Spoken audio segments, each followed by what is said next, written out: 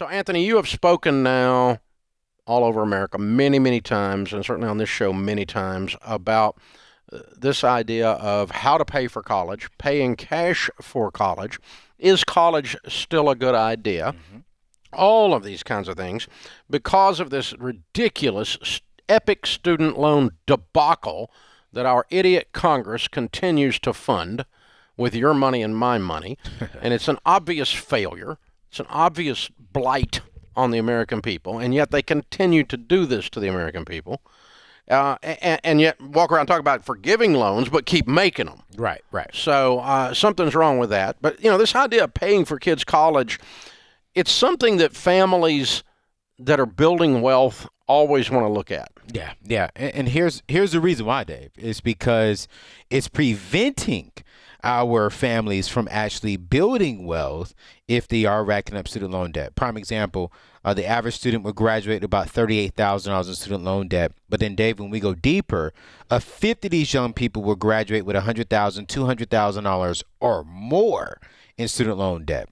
So a recent survey came out and found out that when these young people graduate, they're going back home. And 31% of them delay moving out of their parents' house because they have student loan debt.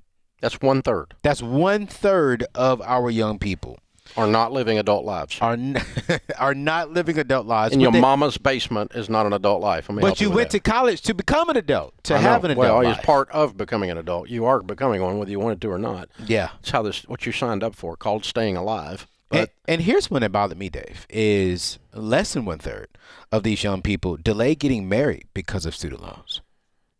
About 20% of them are saying that, right? Yes, sir. 1 out of 5. 1 out of 5. And this is why we have Baby Step 5. This is why I wrote the book Debt Free Degree, because you have these young people going to college to go after the American dream. You have these young people going to college so they can go out there and pursue everything that they want, but it's the debt that's delaying them from getting there. And what we got to do up front is start educating our young people. And really, Dave, I'm going to say this. We're not really just educating. We got to ask the question, is college the right path for your child? And it may or may not be. Mm-hmm.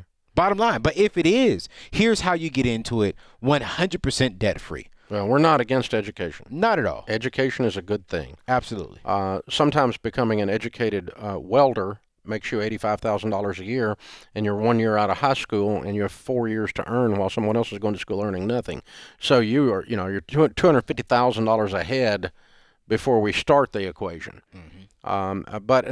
And getting an education in left-handed puppetry, as Rachel says, is a dumb idea. And people go get these useless degrees and act like that somehow society owes them something. So we're not talking about that, but we are talking about getting a good, solid academic underpinning to be able to advance your cause, the cause of your life. Yes. And that's a fine thing. And you can do that at a state university with a basic, good, solid degree that gets you a job. Mm-hmm. Supply chain people coming out, logistics right now, making $80,000 with an undergrad. I mean, so, you do not, obviously you can go through and get an accounting degree. Obviously you can go through and get a communications degree. Obviously you could get a marketing degree. There's a lot of business stuff you can do on one side. On the other side, there's other specialty things, engineering, architecture. There's all kinds of degrees that are worth the money if you don't pay some crazy butt Ivy League price for it. You can get your money back. It is a good investment. Yes. Yeah. But all education is not an investment. Some of it's stupid. Yeah, absolutely. And my question is, what's the ROI?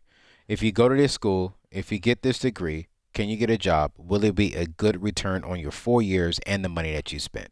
See, when I started teaching this stuff 30 years ago, we would interview people, and a survey would tell us 98% of parents are planning for their kids to go to school. Okay. 7% were saving for their kids to go to school. Ooh. So, in other words, all talk, no do. Big hat, no cattle, right? Big discussion, no actual getting ready to send them to school. I mean, I guess you didn't have a plan how you were going to send them to school. Maybe government welfare was the problem. Or Dave, did they not save, or were they planning on just taking out student loans? No, they just talk. In their head, it was a good idea until they went to the pizza place and spent this week's paycheck. Or until they needed to go to the dadgum all-inclusive whatever at Cancun. Yeah. And all of a sudden, kids' college takes a back seat because they weren't budgeting for it. They weren't actually freaking doing it. They were discussing it. Yeah. Nowadays, it's shifted.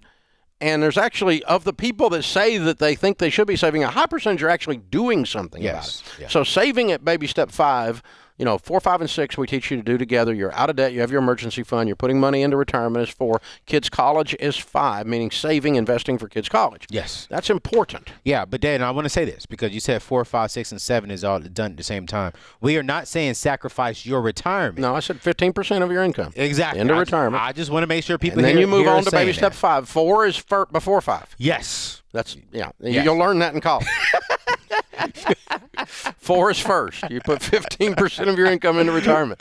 And then 5, you do kids' college. Yes. And then 6, with any other money you can find, you pay off the house early. Right. And this is what millionaires are doing. That's the baby step millionaires, the everyday millionaires that we're talking to all the time, yes. This is how they're living. It's what they're doing. And then if they got the 529 full and that particular kid doesn't go to school or they get a bunch of scholarships, you can move that money around. You can do different stuff with it. You're not stuck, but you are stuck if you're broke. And here's what millionaires are not doing. They're not taking out Parent Plus loans. They're not allowing their kids to go out there and sign for student loans. They're saying, no, this is what you're going to do. And if you want me to pay for it, if you want me to help you with it, then you're going to a local community college. You're going to a local in-state. But we're not signing for any loans. Why? Because I love you. Don't allow your child to make a child decision, a kid decision to an adult choice. No, don't do it. Yeah, you don't get to decide because that's where my girlfriend goes. Oh, Lord. This is not how you pick a college. It's but people do. Yeah, they do.